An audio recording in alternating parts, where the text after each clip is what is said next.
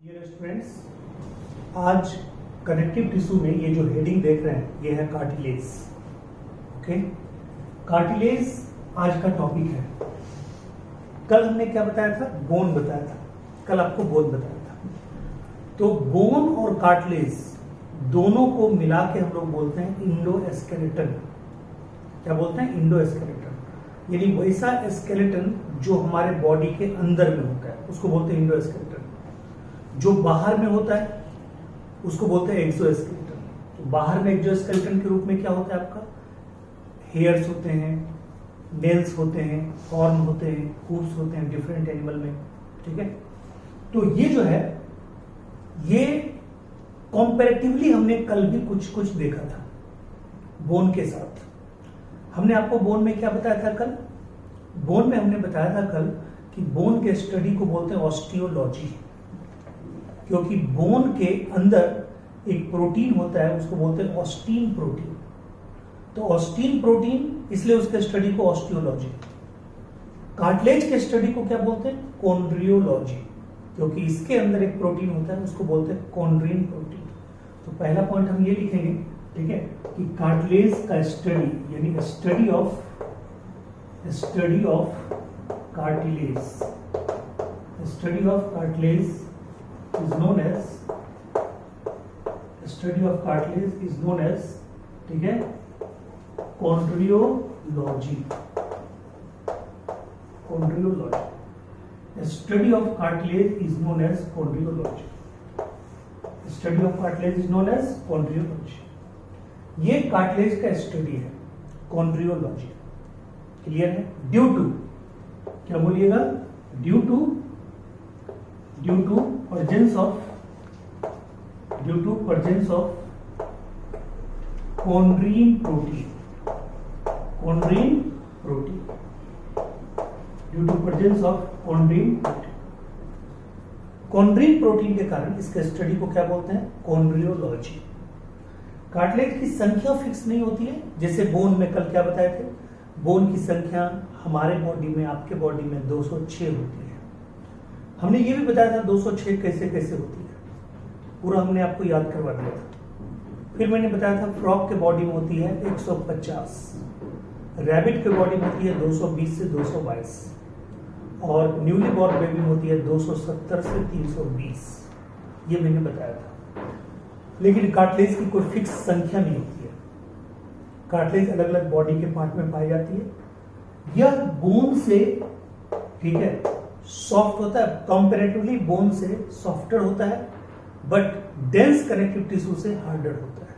But overall ये elastic होता है, ठीक है, फ्लेक्सिबल होता है। ये बोन की तरह हार्ड नहीं होता, स्टिफ नहीं होता।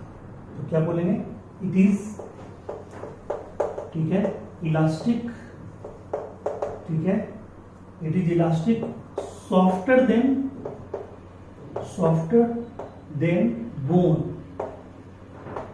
सॉफ्टर देन बोन, बट क्या बोलेंगे? ठीक है, हार्डर देन, ठीक है, हार्डर देन क्या बोलेंगे? ठीक है, dense connective tissue, dense connective tissue. और डेंस कनेक्टिव टिश्यू में आपको दो चीज पढ़ाए हैं, लिगामेंट और टेंडन, लिगामेंट एंड टेंडन, ठीक है, लिगामेंट एंड टेंडन। लिगामेंट और टेंडन से ये हार्ड होता है।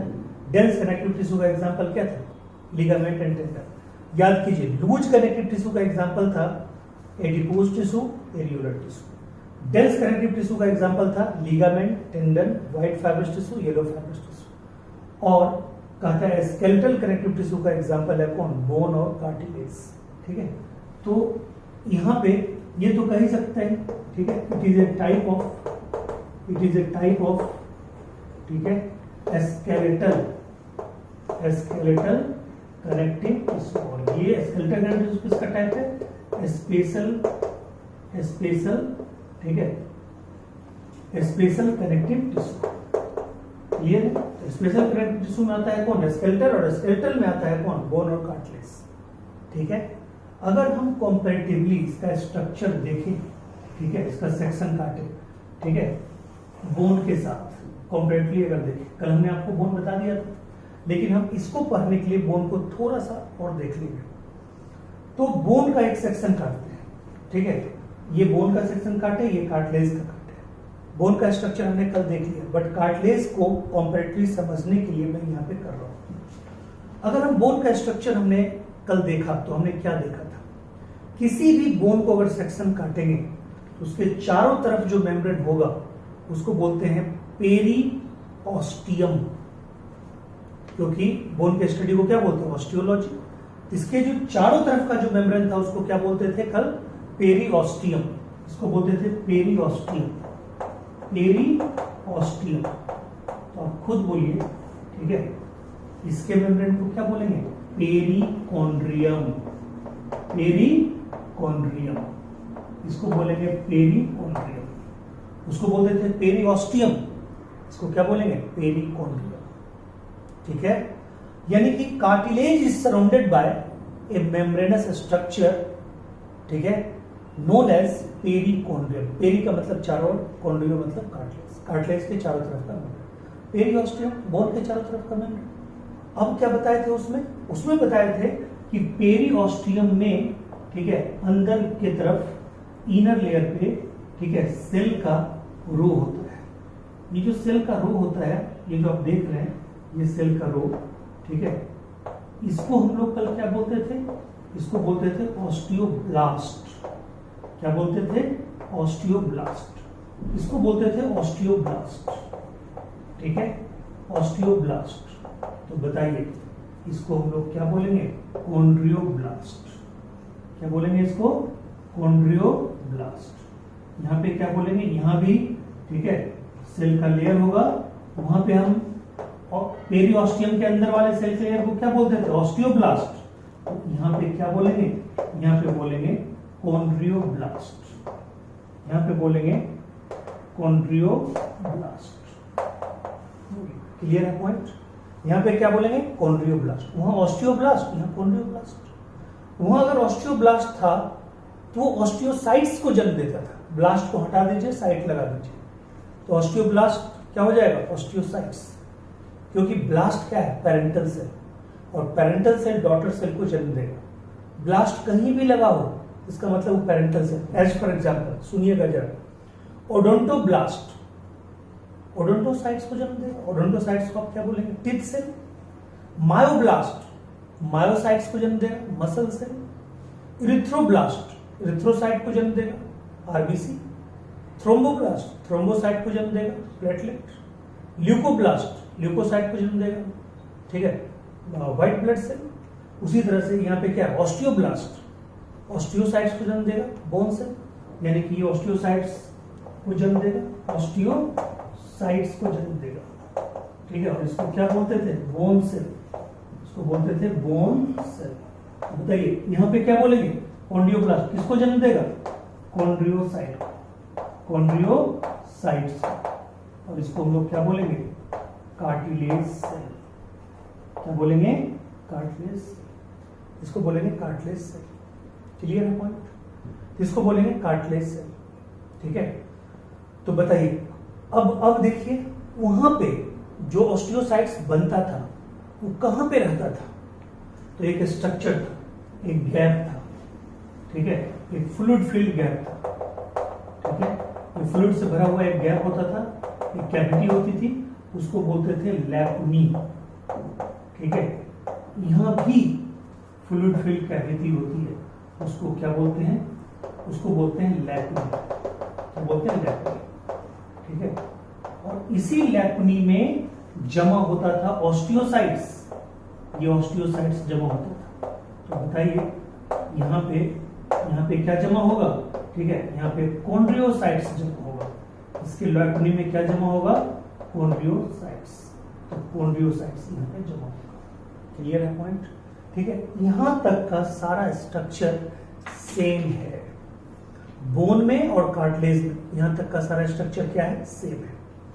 यानी बोन में आप क्या देख रहे थे, पेरिऑस्टियम, यहाँ पे क्या है, पेरिकॉन्ड्रियम। वहां पे क्या था, अंदर की वॉल में, अंदर के तरफ, ठीक है, ये ऑस्टियोब्लास्ट। यहाँ पे क्या है, कॉन्ड्रियोब्लास्ट। वहां पे ऑस्टियोब्लास्ट जन्म देता था ऑस्टियोसाइट्स को, यहाँ पे जन्म देता है कॉन्ड्रियोसाइट्स को। वहां का ऑस्टियोसाइट्स लेकुनी के अंदर, यहाँ का भी कॉन्ड्रियोसाइट लेकुनी के अंदर, यहाँ भी लेकुनी फ्लूइड फील्ड, वहां भी लेकुनी फ्लूइड फील्ड, यहाँ तक के सारे स्ट्रक्चर सेम है।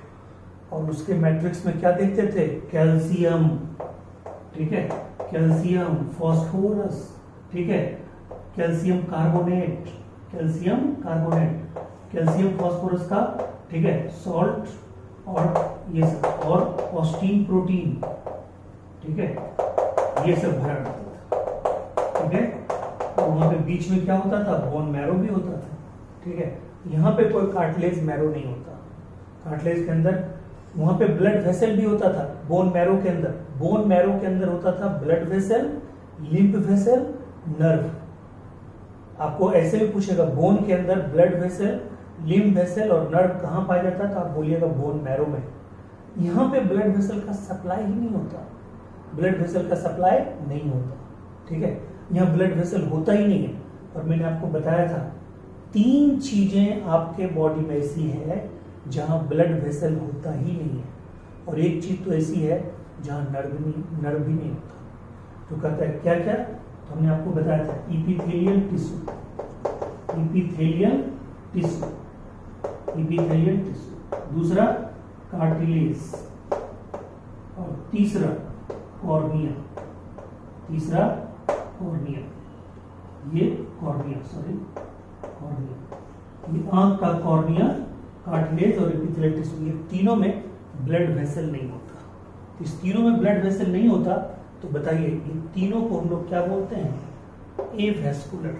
क्या बोलते हैं? एवेस्कुलर, इनको बोलते हैं एवेस्कुलर, यानी कि विदाउट ब्लड वेसल। न इसमें ब्लड वेसल होता है, न इसमें ब्लड वेसल होता है, न इसमें ब्लड वेसल होता है, और इसमें तो नर्व भी नहीं होता, कॉर्निया में नर्व भी नहीं होता। इसीलिए जब आई डोनेशन करते हैं तो पूरा आंख, आई डोनेशन का मतलब कभी आप नहीं समझिएगा किसी ने आंख निकाला किसी को दे दिया, नो। आई डोनेशन का मतलब होता है सिर्फ कॉर्निया का डोनेशन, सिर्फ कॉर्निया को ही ट्रांसप्लांट किया जाता है। यानी कि कोई पूछेगा आई डोनेशन में करते क्या है, आप कहिएगा कॉर्निया का ट्रांसप्लांटेशन करते हैं, एक हेल्दी पर्सन से दूसरे डिफेक्टिव पर्सन में। और ये जो कॉर्निया का डोनेशन होता है यही कहलाता है आई डोनेशन। और एक कॉर्निया से 4 से 5 बंदों के आंख की रोशनी दी जा सकती है। यानी एक कॉर्निया को आप पूरी तरह का ट्रांसप्लांट करेंगे, ठीक है, अपना भी कुछ बचा के, तो उससे 3-4 लोगों की आंखों की रोशनी वापस आ सकती है। ये है। तो आपको कोई पूछेगा आज के बाद कि आंखों में सिर्फ कॉर्निया को ही डोनेट क्यों किया जाता है, एस्क्लेरोटिक को क्यों नहीं डोनेट किया जाता है, रेटिना को क्यों नहीं किया जाता? आपको कहना है कि कॉर्निया में ब्लड वेसल और नर्व नहीं पाए जाते हैं। क्लियर है? कार्टिलेज, एपिथेलियल टिश्यू में भी ब्लड वेसल नहीं पाए जाते, नर्व पाए जाते हैं। बट तीनों को हम लोग क्या बोलेंगे? एवेस्कुलर ऑर्गन, क्योंकि तीनों में ब्लड वेसल नहीं होते। और मैंने बताया था एपिथेलियल टिश्यू में ब्लड वेसल नहीं होते हैं, तो वो अपना न्यूट्रिएंट्स कहाँ से लेता है, या कार्टिलेज न्यूट्रिएंट्स कहाँ से लेता है, या मान लीजिए कि ये कॉर्निया ट्रांसप्लांट ये न्यूट्रिएंट्स कहाँ से लेता है, कहता है नीचे के लेयर से। कॉर्निया के नीचे में लेयर होता है कॉर्वाइड, वहां से लेता है। कार्टिलेज के नीचे में होता है कोई न कोई कनेक्टिव टिश्यू, वहां से लेता है। और एपिथेलियल टिश्यू के नीचे भी क्या होता है? कनेक्टिव टिश्यू, अपने से नीचे वाले लेयर से लेता है। ठीक है, क्लियर है पॉइंट? चलिए अब देखिए, यहां तक क्लियर है आपको? तो यहां तक के स्ट्रक्चर सेम थे। अब कार्टिलेज में वहां के मैट्रिक्स में कैल्शियम है, फास्फोरस है, वहां के मैट्रिक्स में कैल्शियम कार्बोनेट है, ऑस्टिन प्रोटीन है, जिसके कारण उसकी हार्डनेस है। यहाँ पे उससे कम हार्ड है, उससे ज्यादा फ्लेक्सिबल है। इसके मैट्रिक्स में भी तो कुछ होगा, कहता है यस, इसके मैट्रिक्स में भी 2 चीजें हैं। एक तो प्रोटीन, जिसका नाम हमने पहले बताया है, कौन सा protein? Chondrin protein, chondrin protein. और दूसरा यहाँ पे और पदार्थ होता है, उसका नाम है कॉन्ड्रोटीन, कॉन्ड्रोटीन सल्फेट, कॉन्ड्रोटीन सल्फेट। ठीक है, ये जो कॉन्ड्रोटीन सल्फेट है ये है म्यूकोपॉलीसेकेराइड, म्यूकोपॉलीसेकेराइड, म्यूकोपॉलीसेकेराइड। ठीक है, म्यूकोपॉलीसेकेराइड, यानी याद रखिएगा कॉन्ड्रोटीन सल्फेट इज म्यूकोपॉलीसेकेराइड। हिपेरिन को भी मैंने बोला था ये म्यूकोपॉलीसेकेराइड। तो हिपेरिन एरियुलर टिश्यू के मास्ट सेल से निकलता था, उस पर भी दिमाग नहीं लगाता है, उसके लिए आप वीडियो देखिएगा। और कहता है ये जो है, ठीक है, ये भी नाम से लगता है कॉन्ड्रोटीन, लगता है प्रोटीन होगा, नो, ये है म्यूकोपॉलीसेकेराइड यानी carbohydrate. Chondrin is protein but chondroitin sulphate is the mucopolysaccharide, यानी chondroitin sulphate is the mucopolysaccharide, chondrin is the protein. Okay, clear हो गया। और ये दोनों के कारण, ठीक है, और कैल्शियम फास्फोरस के एब्सेंस के कारण, यानी कि इसमें कैल्शियम फास्फोरस नहीं होता, कैल्शियम फास्फोरस इसमें आपको बिल्कुल देखने को नहीं मिलेगा, ठीक है। इसमें और क्या चीज होगा, कहता है इसके अलावा इसमें फाइबर होगा, या तो कोलेजिन फाइबर होगा या इलास्टिन फाइबर होगा, ठीक है।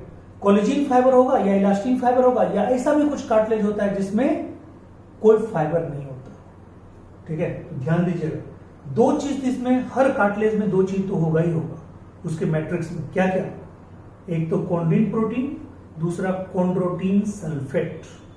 कॉन्ड्रोटीन सल्फेट इज लॉन्ग नेम, तो नेचर म्यूकोपॉलीसेकेराइड लंबा नाम, और कॉन्ड्रीन छोटा नाम, प्रोटीन छोटा नाम। Chondrin protein, chondroitin sulphate mucopolysaccharide, ठीक है, ऐसे दिमाग में रखना है। क्लियर है पॉइंट, तो ये दिमाग में आ गया। इसके अलावा इसके मैट्रिक्स में, मैट्रिक्स का मतलब जो मेन मास होता है उसमें इसका मैट्रिक्स क्या है, सॉलिड है, ठीक है, इसको कंप्रेशन से बचाता है, ठीक है। तो कहता है इसके मैट्रिक्स में और क्या रहता है, कहता है इसके मैट्रिक्स में या तो कोलेजिन फाइबर हो सकता है, या तो इलास्टिन फाइबर हो सकता है, या तो कैल्शियम हो सकता है। या तो कैल्शियम होगा, या कोलेजिन फाइबर होगा, या इलास्टिन फाइबर होगा। इलास्टिन फाइबर का कलर आपको क्या बोले थे, येलो। कोलेजिन फाइबर का कलर क्या बोले थे, व्हाइट। और कैल्शियम का कलर तो होता नहीं है, ठीक है, ब्रिक कलर का होता है नॉर्मल स्टेट में। तो कहता है, ध्यान से सुनिएगा, कहता है अगर कोलेजिन प्रोटीन हो, यानी व्हाइट प्रोटीन हो, फाइबर हो, किसमें, इसके मैट्रिक्स में, एक्स्ट्रा रूप में, तो वो कार्टिलेज कहलाएगा व्हाइट फाइब्रस कार्टिलेज। अगर इलास्टिन प्रोटीन हो तो कहलाएगा इलास्टिक कार्टिलेज। अगर कैल्शियम हो तो कैल्सिफाइड कार्टिलेज। और अगर कोई फाइबर भी ना हो, कैल्शियम भी ना हो, तो वो बताइए वो क्या होगा, ट्रांसपेरेंट होगा। और ट्रांसपेरेंट के लिए ग्रीक वर्ड क्या इस्तेमाल होता है, हाइलो, HYALO। हाइलो कहीं भी वर्ड देखिएगा उसका मतलब होता है ट्रांसपेरेंट, ठीक है। तो बोलेंगे क्या, उसको बोलेंगे हाइलाइन कार्टिलेज। क्या बोलेंगे, हाइलाइन कार्टिलेज। यानी कार्टिलेज कितने तरह का हो गया, 4 तरह का। कौन कौन, hyaline cartilage, no any fibre in matrix. White fibrous cartilage, collagen fibre present in the matrix. Calcified cartilage, calcium ion present in the matrix.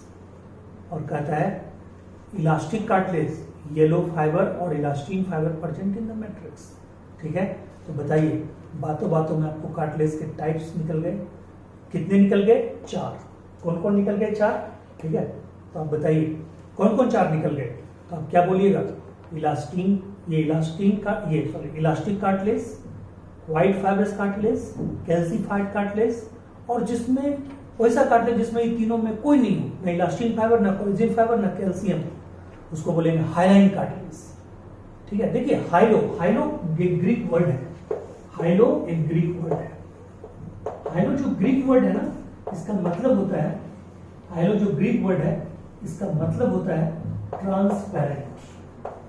देखिए ट्रांसपेरेंट, ये जो ट्रांसपेरेंट वर्ड है, पारदर्शी। अब देखिए एक ग्रीक वर्ड मैंने बताया, अब आप बायोलॉजी का जादू देखिए। एक चैप्टर हम निकालते हैं, बायोलॉजी का जादू देखिए, सिर्फ हाइलो वर्ड का आप जादू देखिए। एक चैप्टर है जो अभी आपको नहीं पढ़ाया है, वो है एनिमेलिया किंगडम। ये आपने 9th में कुछ कुछ पढ़ा होगा। तो वहां पे एक ग्रुप है पॉरीफेरा, पॉरीफेरा ग्रुप है, ठीक है, एस्पोंजी जिसको बोलते हैं, ठीक है। पॉरीफेरा में स्पॉन्जी आता है। अब वहां का देखिए क्वेश्चन करते हैं, आप कुछ नहीं जानते स्पॉन्जी के बारे में, ना आपने पढ़ा है, ना उस एनिमल का नाम सुना होगा, लेकिन अभी आप देखिएगा, अभी बता दीजिएगा। यही है बायोलॉजी का जादू, यही है ग्रीक वर्ड का कमाल। देखिए क्वेश्चन क्या है, क्वेश्चन ये है कि which of the following sponges या which of the following animal is popularly known as glass rope sponge। याद रखिएगा, ग्लास जो शीशे वाला होती है वो क्या होता है? ट्रांसपेरेंट। वो क्या होता है? ट्रांसपेरेंट। ठीक है, यानी ग्लास क्या होता है? ट्रांसपेरेंट। तो देखिए क्वेश्चन आपका क्या है? which of the following is known as glass rope sponges। ठीक है, ग्लास रोप स्पॉन्जेस।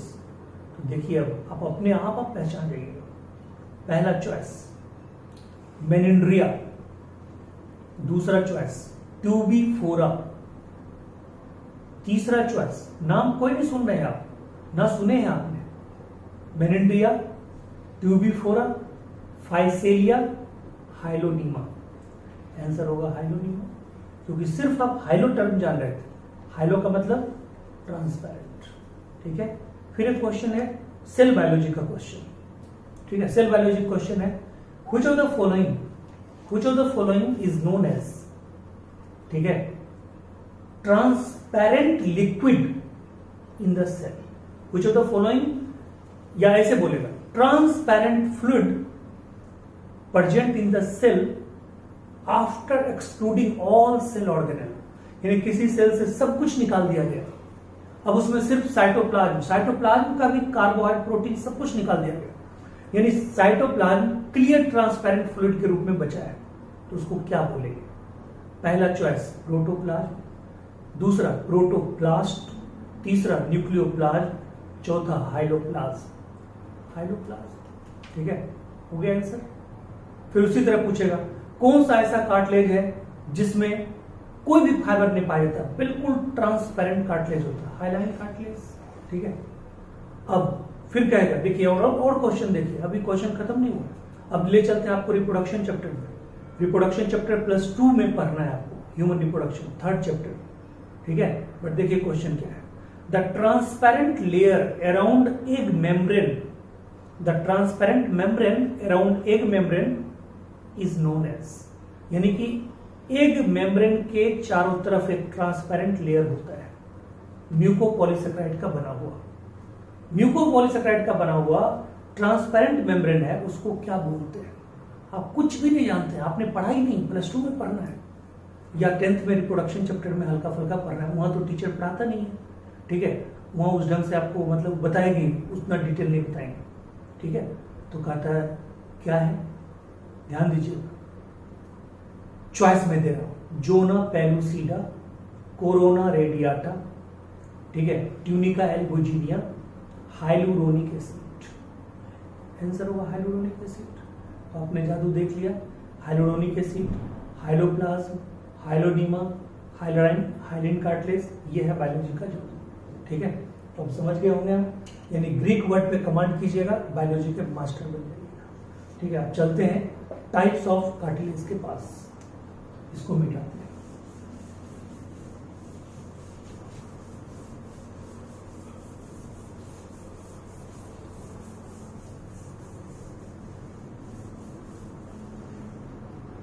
अब देखिए, एक तो जादू ये आपको ग्रीक वर्ड का दिखाए। ठीक है, तो ग्रीक वर्ड में हमने आपको पहले बताया था, बायोलॉजी में 99%, मैं पहला दिन जब शुरू करता हूं क्लास तो यही बताता हूं, 99% biological words are either originated from Greek word और लैटिन वर्ड। तो ग्रीक वर्ड का कमाल आपने देख लिया। अब एक दूसरा कमाल आज दिखाएंगे। आज आपको कार्टिलेज वाले में हर टाइप्स के कार्टिलेज का ट्रिक मिलेगा आपको, इसलिए आपको कोई स्ट्रेस नहीं लेना है कि हम क्या पढ़ने जा रहे हैं। ये तो बातों बातों में आपने सीख लिया कि कार्टिलेज कितने टाइप के होते हैं, 4 टाइप के। ठीक है, कार्टिलेज के टाइप्स कितने हैं, 4।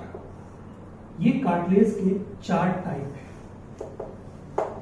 ठीक है, कार्टिलेज के 4 टाइप है। ठीक है, कार्टिलेज के 4 टाइप है। ये जो कार्टिलेज है इसके 4 टाइप है। ये जो 4 टाइप्स के कार्टिलेज हैं, ठीक है, देखिए कौन। पहला white fibrous cartilage, white fibrous cartilage. White fibrous cartilage, ठीक है, ये क्या है, व्हाइट फाइब्रस कार्टिलेज, ठीक है। दूसरा जो आपका है वो है इलास्टिक कार्टिलेज, इलास्टिक कार्टिलेज, ठीक है। इसको भी मैं इसी कलर से लिखता हूं, व्हाइट फाइब्रस कार्टिलेज।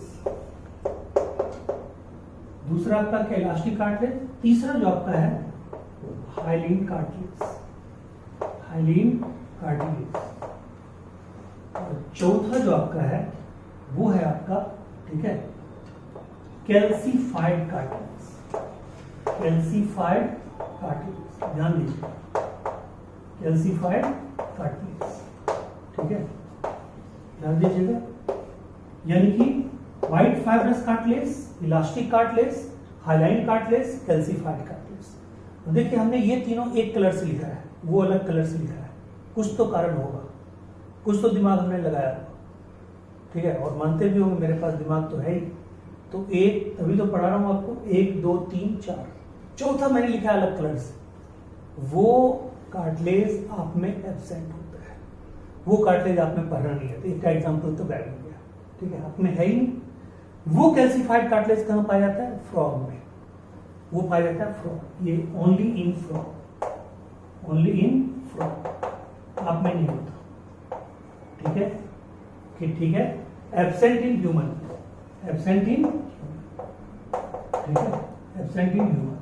और फ्रॉग में भी कहां पाया जाता है मैं भी आपको बताऊंगा, ठीक है। पहले आते हैं इधर, व्हाइट फाइब्रस कार्टिलेज में मैट्रिक्स में क्या होगा, मैट्रिक्स में क्या होगा, सब कुछ जो मैट्रिक्स में रहता है वो तो होगा ही होगा, जो यूनिवर्सल चीज होती है कॉन्डोटिन सल्फेट, कॉन्डीन प्रोटीन, वो सब होगा, बट एक्स्ट्रा फाइबर के रूप में कौन सा प्रोटीन होगा, तो क्या बोलेंगे, collagen protein, collagen protein, collagen protein मतलब white protein, white protein, white fibre, sorry white fibre. इसमें क्या होता है तो बताइए क्या होगा इसमें, इलास्टीन, इलास्टीन प्रोटीन, यानी कि elastin fibre, yellow fibre, yellow fibre.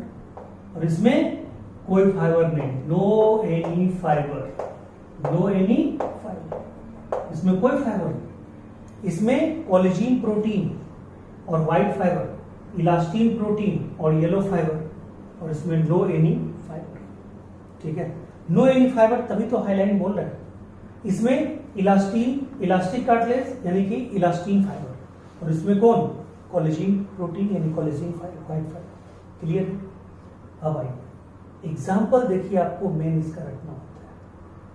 तो व्हाइट फाइब्रस कार्टिलेज सिर्फ बॉडी में आपके एक ही जगह पे पाया जाता है, एक ही जगह। और व्हाइट फाइबर यानी कोलेजिन फाइबर थोड़ा कंपैरेटिवली क्या होता है, हार्ड होता है, थोड़ा कम फ्लेक्सिबल होता है, इसलिए वो चीज आपका बहुत कम फ्लेक्सिबल होगा। और मैं बता दूं वो एक बोन ऑफ सीरीज है जहां ये पाया जाता है, बोन ऑफ, ये सीरीज ऑफ बोन है, सीरीज ऑफ बोन यानी जहां पे लगातार 26 बोन पाए जाते हैं। और वो आपका क्या है, वर्टिब्रल कॉलम, वो क्या है, वर्टिब्रल कॉलम। तो इसका बेस्ट एग्जांपल है vertebral column, vertebral column, vertebral column. और सुनिए ये जो वर्टिब्रल कॉलम है इसमें क्या होता है, ठीक है, ये जो वर्टिब्रल कॉलम होता है इसमें, ठीक है, इसको हम लोग बोलते हैं, फिर यहां पे दूसरा, ठीक है, फिर यहां पे दूसरा, ऐसे करके वर्टिब्रल कॉलम, फिर यहां पे तीसरा, ठीक है, ऐसे होगा, ठीक है। इसको बोलते हैं intervertebral disc, intervertebral disc, intervertebral disc, ठीक है, इंटरवर्टिब्रल डिस्क यानी दो वर्टिब्री के बीच का जो जगह होता है वहां पे ये कार्टिलेज पाया जाता है। इसलिए कार्टिलेज चूंकि पाया जाता है दो वर्टिब्री, वर्टिब्री क्या है, बोन है, 26 वर्टिब्री का वर्टिब्रल कॉलम बना होता है। तो कहता है दो बोन के बीच कार्टिलेज पाया जा रहा है, इसलिए वो दोनों बोन एक दूसरे पे फिसलते रहता है, ठीक है। और कभी कभी कुछ ज्यादा फिसल गया, कभी कभी कुछ ज्यादा ही फीलिंग ले लिया आपका वर्टिब्री, उसी को बोलते हैं स्लिप डिस्क। क्या बोलते हैं? Slip disc. तो उसमें देखिएगा आदमी को यहाँ पे पूरा बेल्ट लगा के चलेगा, यहाँ पूरा ऐसे करके कवरिंग रहेगा, ऐसे कर चलेगा, उसका ये मतलब सर्वाइकल की बीमारी हो जाती है। उसी में सर्वाइकल वर्टिब्री कितने हैं? 7। उसमें से कोई अगर इधर उधर अपने पोजीशन से हटा, that is called slip disc. यानी डिस्क यानी इंटरवर्टिब्रल डिस्क अपने जगह से स्लिप कर गया, इसलिए नाम क्या पड़ा? Slip disc. क्लियर है पॉइंट? तो देखिए ये इसका है। अच्छा, यहाँ पे मैं आपको एक और चीज नया बताऊं। यहाँ पे बीच में एकदम सेंटर में, ये जहां पे बता रहे हैं हर दो वर्टिब्री के बीच में सेंटर में, ठीक है, कहता है लिक्विड मास पाया जाता है, ठीक है, लिक्विड मास पाया जाता है। इसको क्या बोलते हैं मालूम? इसको बोलते हैं न्यूक्लियस पल्पोलस। ये आपको क्वेश्चन में नीट में पूछा हुआ है, क्या बोलते हैं? न्यूक्लियस पल्पोलस। इसको बोलते हैं न्यूक्लियस पल्पोलस। ओके, क्लियर है पॉइंट? तो बताइए ये आपको क्लियर हो गया? ये माना जाता है कि ये मीजोडर्म का रेमिनेंट है, सॉरी ये नोटोकॉर्ड का रेमिनेंट है। नोटोकॉर्ड का रेमिनेंट मतलब बचा हुआ पार्ट, क्योंकि हम लोग में नोटोकॉर्ड ही किस में कन्वर्ट हो गया है? नोटोकॉर्ड ही रिप्लेस हो गया किस में? वर्टिब्रल कॉलम में। बट कोई चीज किसी के द्वारा रिप्लेस होता है, फिर भी उसकी यादें तो रहती है, फिर भी उसका चिन्ह तो रहता है, फिर भी उसके निशान तो रहते हैं, ठीक है। तो वही बात है, यानी कि नोटोकॉर्ड का निशान जो है वो है यहाँ पे। नोटोकॉर्ड किस रूप में प्रेजेंट है? एन से नोटोकॉर्ड, एन से न्यूक्लियस पल्पोलस। तो याद रखना है नोटोकॉर्ड ही न्यूक्लियस पल्पोलस का फॉर्म है, ठीक है। चलिए ये क्लियर हो गया। इसमें देखिए एग्जांपल था, इसलिए इसका कोई ट्रिक नहीं है। आइए इलास्टिक कार्टिलेज का देखिए खूबसूरत ट्रिक है। पहले एक एग्जाम होता था AIEEE, ठीक है। आप अपने मतलब ज्यादा पुराना नहीं है, AIEEE 10 साल पहले होता था। AIEEE उसका नाम होता था all India engineering entrance examination, AIEEE, ठीक है। तो हमने AI छोड़ दिया और EEE मैंने ले लिया। EEE PT, उनमें 2 एग्जाम होता था, एक PT एक मेंस, ठीक है। PT मतलब प्राइमरी टेस्ट, फिर उसके बाद मेंस होता था। तो PT और मेंस, ठीक है। PT को बोलते हैं प्रारंभिक परीक्षा, प्राइमरी टेस्ट, ठीक है, और मेंस मुख्य परीक्षा। तो देखिए EEE PT, इसका एग्जांपल क्या है? EEE PT,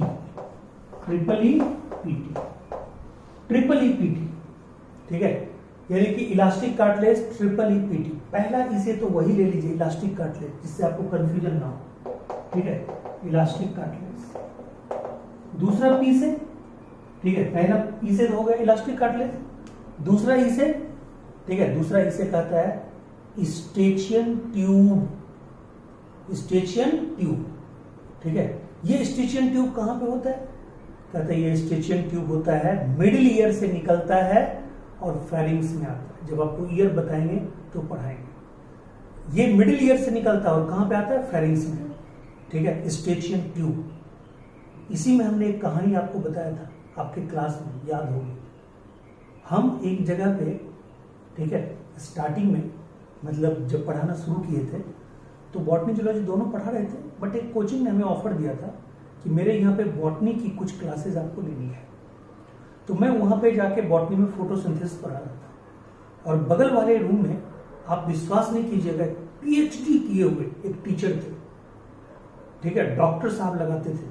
मैं उनका पूरा नाम नहीं लूंगा क्योंकि उनकी इज्जत का सवाल है। लगाते थे महतो, बस महतो हमने आपका सरनेम बता दिया, ठीक है, और उधर डैश एंड डैश कुछ होगा, ठीक है। डॉक्टर साहब वो भी थे।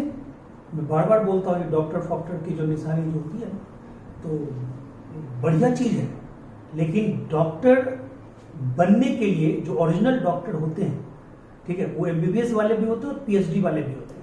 बट आपको पता है फर्जी डॉक्टर बहुत आ गए असली डॉक्टर के नाम पे, उससे बचाव करना है।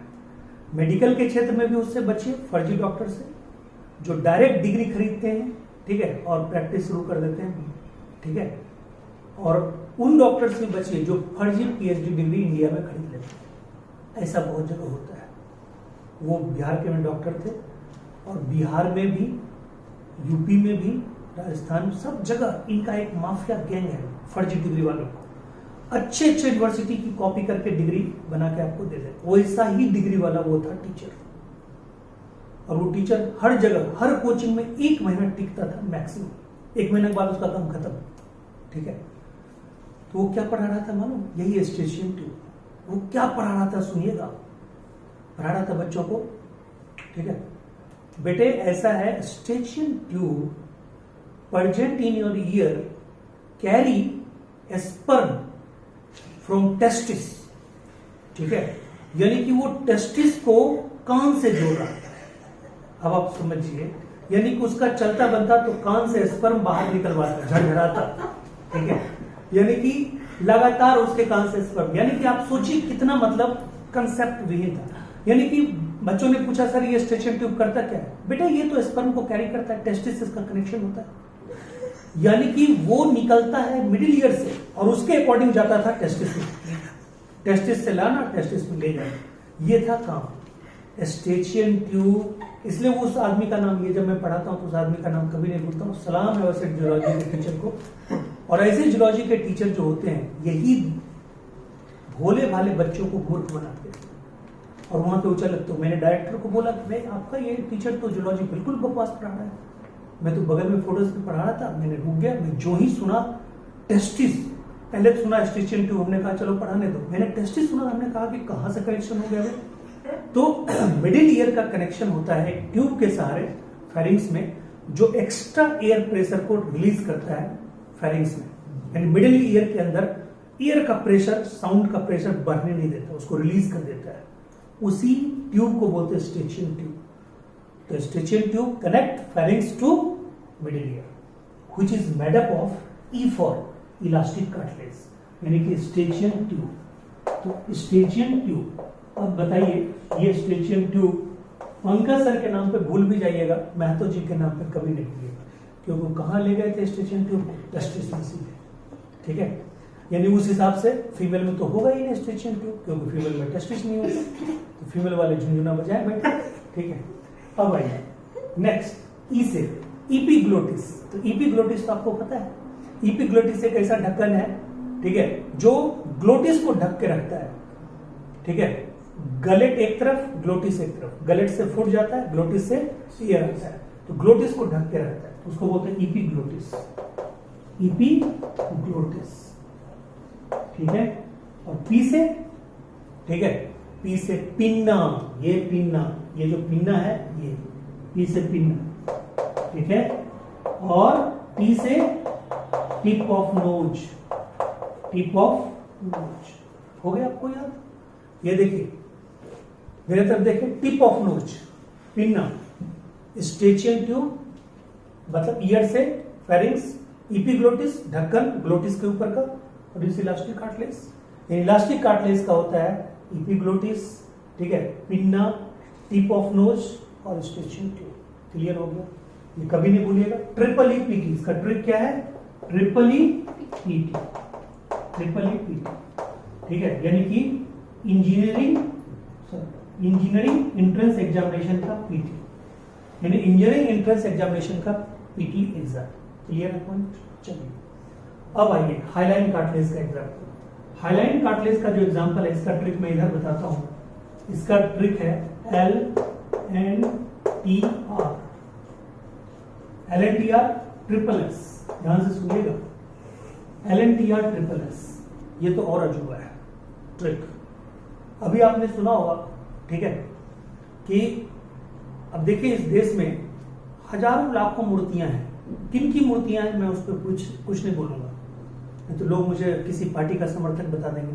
टीचर किसी पार्टी का समर्थक नहीं होता, टीचर अपना राय रखता है, बहुत फेयर राय रखता है। उसमें अगर कोई मान ले कि हम किसी पार्टी का समर्थक है तो मान लो भाई, मेरा क्या बिगाड़ लोगे?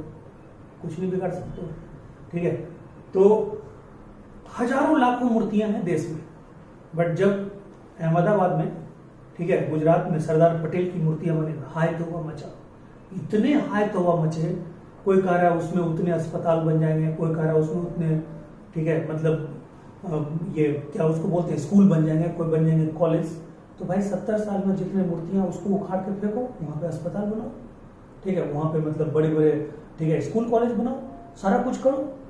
कम से कम हम लोग जानते हैं कि एक नेता के नाम पे देश में 3000 संस्थाएं चल रही हैं, एक नेता के नाम पे, ठीक है। और उन नेता का कितना योगदान है इतिहास जानता है, एक नेता के नाम पे।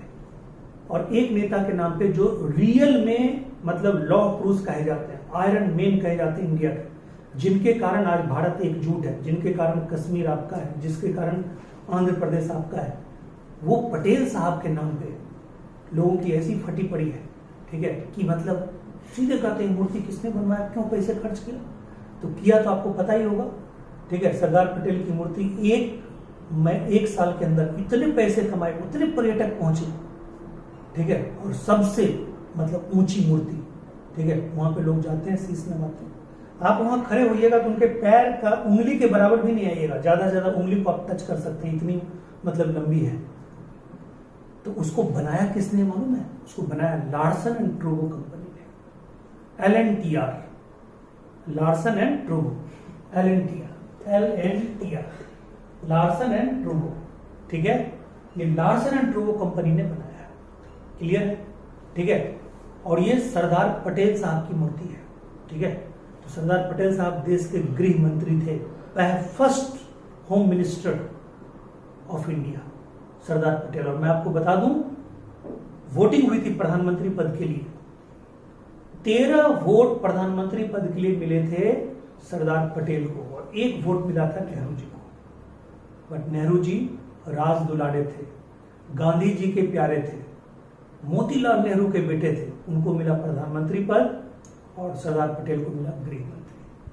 तो मतलब पक्षपात तो वहीं से शुरू हो गया, पक्षपात की नींव वहीं रखी गई इंडिया में।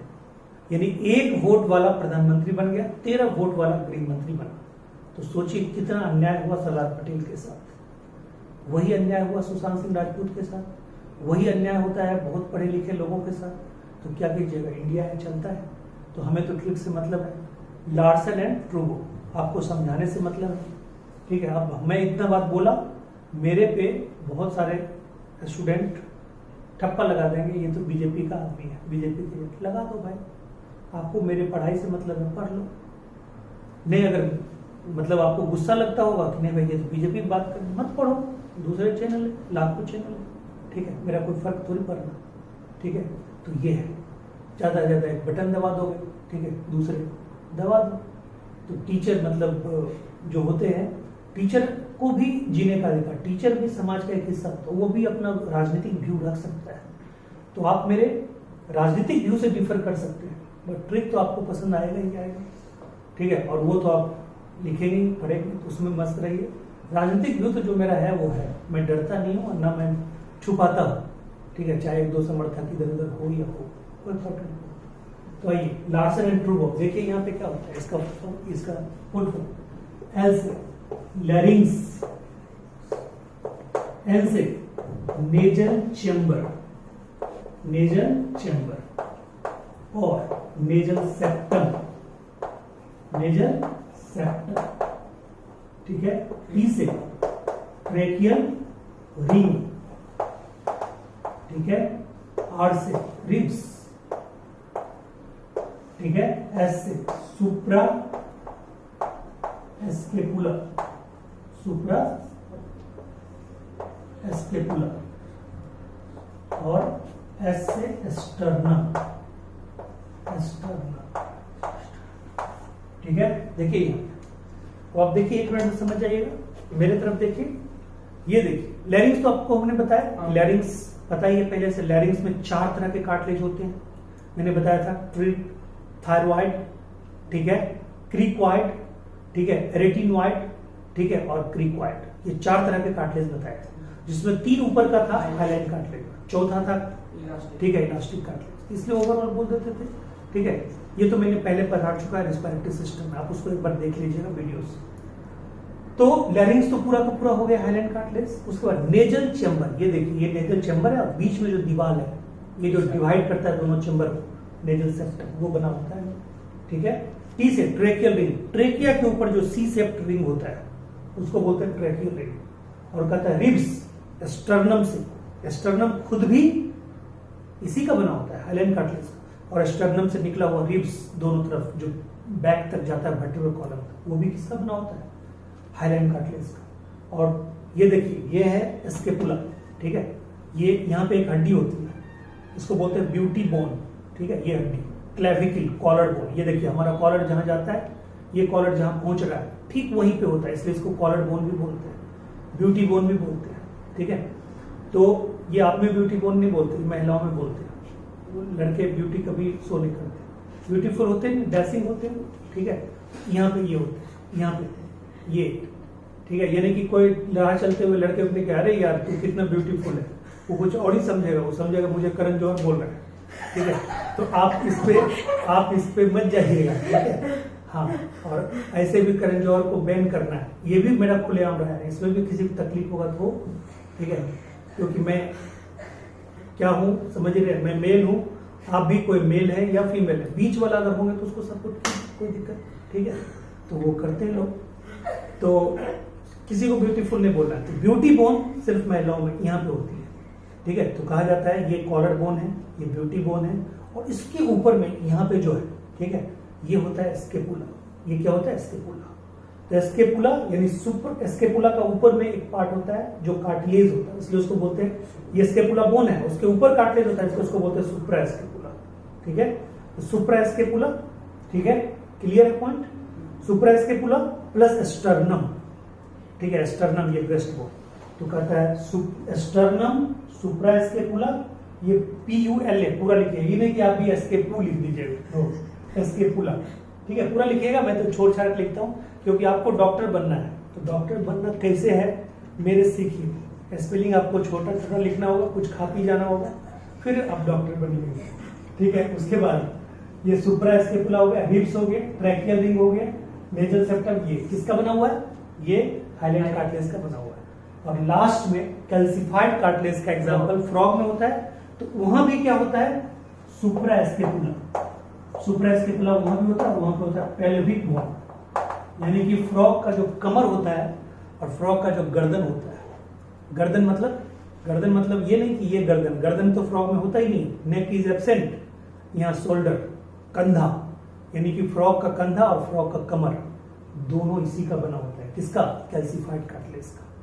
और लास्ट में बता दूं सबसे हार्डेस्ट कार्टिलेज आपके बॉडी में पूछेगा तो व्हाइट फाइब्रस कार्टिलेज आपके बॉडी में हार्डेस्ट, ठीक है, बट फ्रॉग के बॉडी में अगर पूछ दिया धोखे से तो कैल्सिफाइड कार्टिलेज, यानी कैल्सिफाइड कार्टिलेज इन फ्रॉग बॉडी और आपके बॉडी में white fibrous cartilage. This is all about your cartilage, okay. मुझे पूरा पता है कि आपको पूरी तरह कार्टिलेज का भी ज्ञान हो गया होगा आज, ठीक है, और ये पूरी तरह याद कर लेंगे आप।